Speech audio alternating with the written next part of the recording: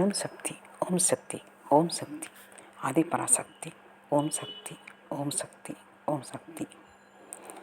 பிள்ளையார் போற்றி, பிள்ளையார் போற்றி, பிள்ளையார் போற்றி. இன்று மிகவும் அருமையான நாள். நாங்கள் மிகவும் சந்தோஷம் அடைந்த நாள். இன்று காலையில் 7 மணிக்கு கிளம்புவதாக இருந்தோம். ஆனால் 7:15 கிளம்பினோம். கிளம்பி அங்கு போய் சேருவகையில் 9 மணி ஆகிவிட்டது. அங்கு போய் சேர்ந்தவுடன் 9:30 இருக்கும். அப்போது அங்கே வர வேண்டிய ஐயர் பூஜைக்கு வேறு எங்கோ சென்று விட்டார். அதனால் அவருடைய அண்ணன் அங்கு வந்தார். அவர் பிடாரி அம்மன் கோவிலுக்கு செல்வதாக இருந்தார். பாதி கிளம்பிய பிறகு நாங்கள் கூப்பிட்ட பிறகு உடனே வந்து விட்டார். பிரசாதமும் கொண்டு வந்திருந்தார், வெண்பொங்கல். அதன் பிறகு அவர் அங்கு அம்மனுக்கு அபிஷேகம் செய்தார். மிகவும் அருமையாக, நிதானமாக, அவ்வளவு அழகாக செய்தார். நாங்கள் சந்தோஷமாக பார்த்து பாடலையும் பாடிக்கொண்டு இருந்தோம். அதன் பிறகு அலங்காரம் அவ்வளவு அழகாக இருந்தது. இன்னொரு விஷயம், எங்கள் ஐயாவுக்கு தலையில் ஒரு கிரீடம் வைத்திருந்தார். அது அந்த காலத்து கிரீடம். அதை நன்றாக பாலிஷ் செய்து இப்போது வைத்துள்ளேன் என்று சந்தோஷமாக கூறினார். அதை கேட்க எங்களுக்கு மிகவும் சந்தோஷமாக இருந்தது. அதை பார்த்தால் ஆண்டாள் போலவே இருந்தது அந்த கிரீடம். அடுத்தது, அவர் நிறைய விஷயங்கள் பேசினார். ஏனென்றால் அவர் தம்பி வந்து சேருவதற்காக காத்து கொண்டு இருந்தோம். பூஜை செய்வதற்கு எல்லாம் அலங்காரம் முடிந்துவிட்டது, அபிஷேகம் முடிந்துவிட்டது. அவர் 11:30 வருவேன் என்று சொன்னவர் 12:30 தான் வந்தார். அதுவரை நாங்கள் பேசிக்கொண்டு இருந்தோம். இதில் என்ன ஆச்சரியம் என்றால், அவர் சொன்ன பல விஷயங்கள். ராகு கேதுக்கு உகந்த கோவில் இது என்று சொன்னார். இன்னொன்று, ஒரு சாமியார் வந்தார். வந்தவர் இங்கு ஒரு காளை சமாதி உள்ளது. அந்த சமாதியை அம்மனை நோக்கி, கோபுரத்தை நோக்கி பார்ப்பது போல் கட்டுங்கள் என்று சொன்னார். அது இன்னும் மிகவும் விசேஷம் என்றும் சொல்லியுள்ளார். அதன் பிறகுதான் அந்த இடத்தில் ஒரு நந்தியை வைத்து சமாதி கட்டியிருக்கிறார்கள். மிகவும் அழகாக குட்டியோண்டு நந்தியாக இருக்கிறது. இன்னொரு விஷயம் சொன்னார். அவர் கனவு கண்டு கொண்டிருக்கையில் வெள்ளை குதிரையில் கருப்பர் சாமி, கருப்பர் பேர் எனக்கு ஞாபகம் இல்லை, கருப்பர் சாமி சொன்னார். அவர் இந்த இடத்தை சுற்றி கொண்டு இருக்கிறார் என்றும் அந்த சாமியார் சொன்னாராம். அதே போல் அன்று அவர் தூங்கிக் கொண்டு இருக்கும்போது திடீரென்று பளிச்சென்று வந்து நின்னது போல அவருக்கு காட்சி கொடுத்துள்ளார். அப்போது அவர் கட்டிலை விட்டு கீழே விழுந்து விட்டார் என்று சொன்னார்.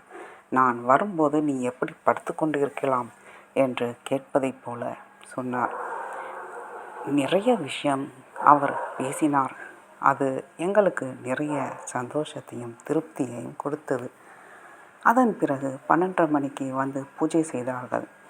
நன்றாக கும்பிட்டு விட்டு கிளம்பினோம் எங்கள் பூர்வீக வீட்டுக்கு. அங்கு சென்று சாமி கும்பிட்டோம்.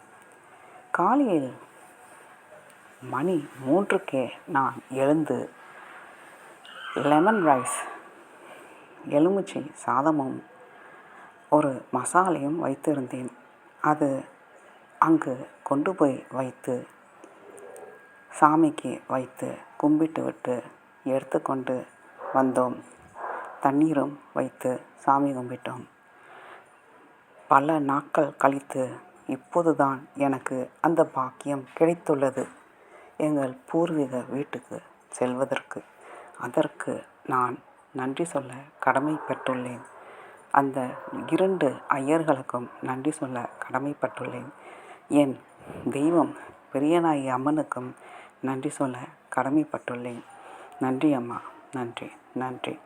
அடுத்தது எங்கள் அண்ணன் வீட்டுக்கு சென்றோம். எங்கள் வீடு தான், ஆனால் இப்போது அண்ணன் வீடு. ஏனென்றால் அண்ணனும் அண்ணியும் தான் அங்கு இருக்கிறார்கள். எங்கள் அம்மா அங்கு செல்வதே இல்லை. நாங்கள் போன நேரம் அவர்கள் 3 பேரும் வெளியில் உட்கார்ந்து சாப்பிட்டு கொண்டிருந்தார்கள். என்ன ஒரு ஆச்சரியம்! என் இன்னொரு அண்ணியையும் பல காலம் சென்று இன்று பார்க்க எனக்கு மிகவும் சந்தோஷமாக இருந்தது. அவர் பெயர் குமாரி. அவரும் மிகவும் சந்தோஷப்பட்டார். சாப்பிட்டு விட்டு வாருங்கள், நாங்கள் உள்ளே செல்கிறோம் என்று வீட்டுக்குள் சென்றோம்.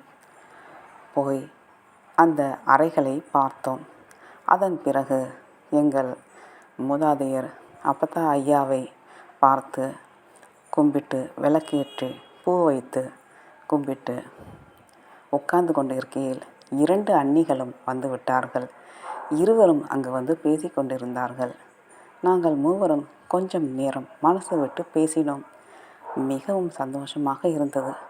அதன் பிறகு எங்கள் வீட்டுக்காரர் வந்து, என்ன இன்னும் பேசி கொண்டு இருக்கிறீர்களா, சாமி கும்பிடவில்லையா என்று கேட்டார்.